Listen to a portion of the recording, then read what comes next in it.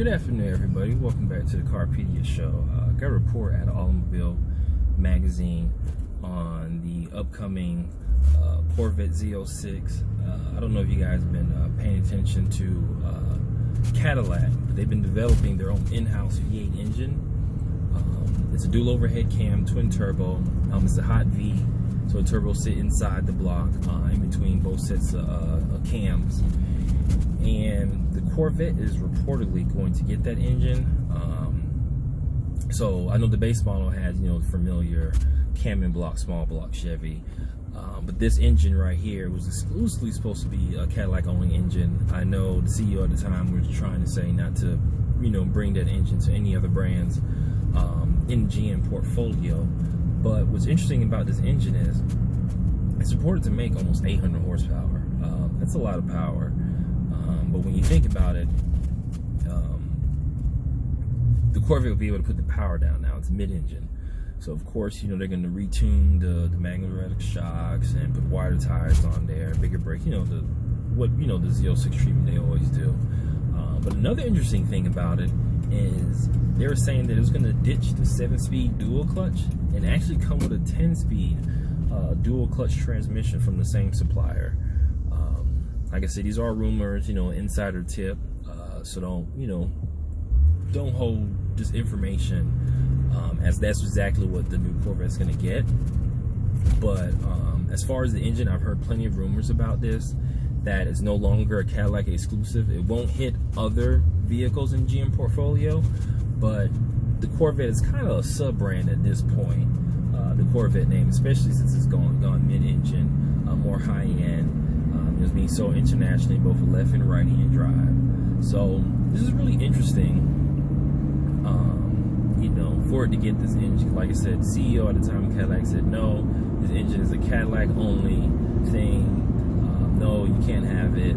So I'm glad, the Corvette will come, because I know even though the Corvette's mid-engine, has all its performance, there's always going to be people in Europe, buy European sports cars, like, well, it's a cam and block, it's a push rod engine, it's outdated, even though technically the dual overhead cam V8 actually is older. The design for dual overhead cam engine is actually older than the cam and block, but that's another argument for another day. But I'm glad that it's getting that engine for the Z06. And then of course, the Z01 is supposed to be like an all-wheel drive hybrid with torque vectoring, and gonna have over 1,000 horsepower for the ZR1.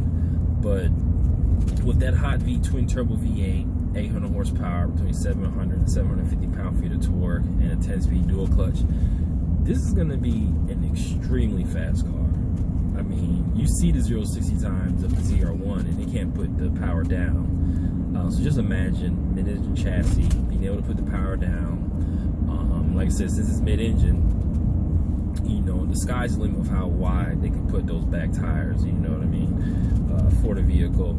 So I'm excited about the Z06, and I know people are like, well, the regular Corvette hasn't come out yet, but if you ever paid attention to the last generation Corvette, the C7, the Z06 came out the following year.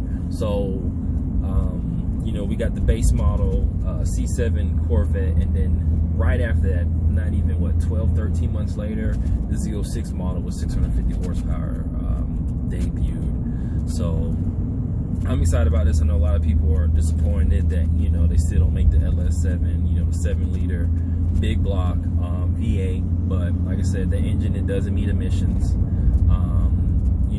General Motors could not get the cylinder deactivation. Oh, this is what a publication said, but General Motors couldn't get the cylinder deactivation to work on the big block, so that's why the Z01 Camaro and also the Z06 Corvette were supercharged to basically make as much power as the big block, but in the small block configuration. So I'm excited about it.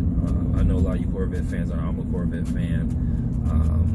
I really try to not overload you guys with too much Corvette information, but something like this, it just came in through on my notification, so I had to report this for you guys. And I'm gonna drop the link below so you guys can go ahead and see